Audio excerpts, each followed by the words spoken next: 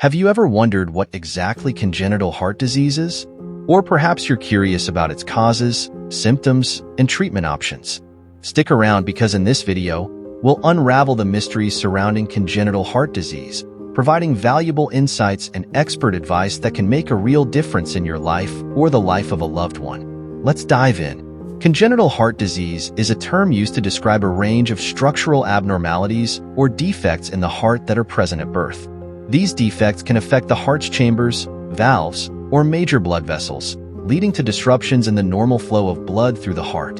CHD is one of the most common types of birth defects, affecting approximately 1 in every 100 newborns worldwide. The prevalence of CHD varies depending on factors such as geography, ethnicity, and access to healthcare. In some regions, CHD occurs more frequently, while in others, the prevalence may be lower. However, overall, CHD is a significant health concern that affects millions of individuals globally. While the exact cause of CHD is often unknown, it is believed to result from a combination of genetic and environmental factors. Certain genetic mutations or chromosomal abnormalities may predispose individuals to CHD, while exposure to certain environmental toxins or infections during pregnancy can also increase the risk. Additionally, several risk factors have been identified that may increase the likelihood of CHD development in a newborn. These risk factors include individuals with a family history of CHD are at a higher risk of having a child with the condition. Maternal factors such as advanced maternal age, maternal diabetes, obesity, or exposure to certain medications or substances during pregnancy can increase the risk of CHD. Exposure to environmental toxins, such as tobacco smoke or certain chemicals, during pregnancy may contribute to the development of CHD. Medical conditions, such as rubella infection during pregnancy or poorly controlled maternal hypertension, can increase the risk of CHD in the fetus.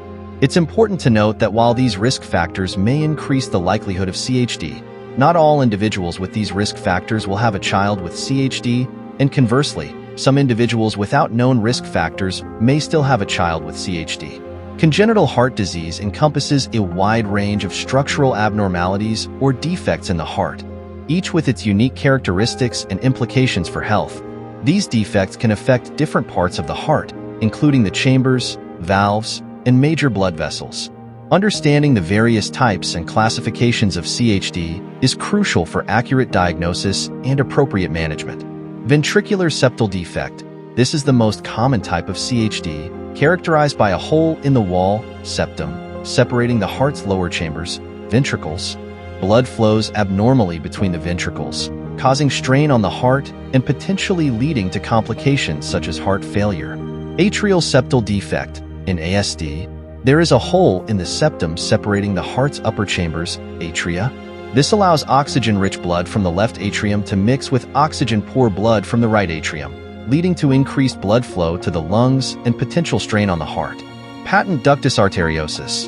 The ductus arteriosus is a blood vessel that connects the pulmonary artery to the aorta in the fetus. In PDA, this vessel fails to close after birth, resulting in abnormal blood flow between the two major arteries and potential complications such as pulmonary hypertension.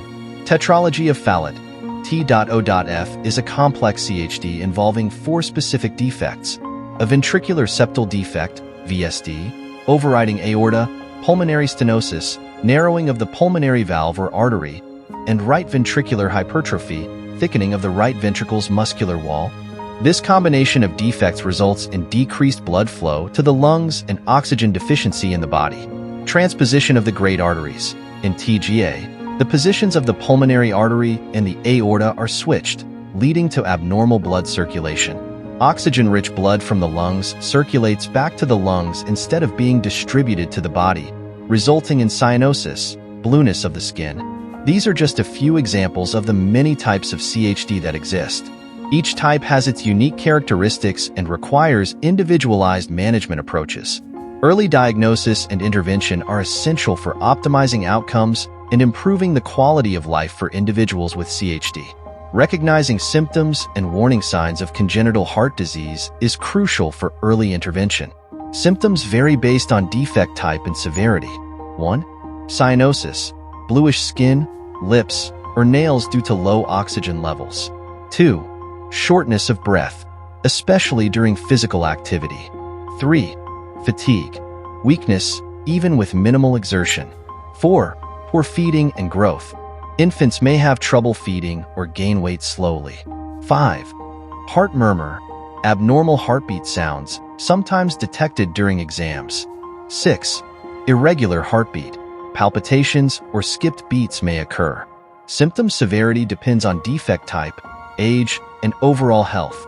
While severe defects can cause immediate issues in infants, milder forms might remain asymptomatic for years. Regular medical checkups are vital for early detection and proper management. If symptoms arise, prompt medical attention is essential. Diagnosing congenital heart disease involves medical history, physical exams, and tests like echocardiograms, E.C.Gs, and chest X-rays. Invasive procedures like cardiac catheterization may be necessary for detailed assessment. Treatment options such as medication prescribed to manage symptoms, improve heart function, or prevent complications, often necessary to repair defects such as closing holes, repairing valves, or widening blood vessels. Interventional procedures such as minimally invasive techniques like cardiac catheterization may be used for certain repairs without open heart surgery.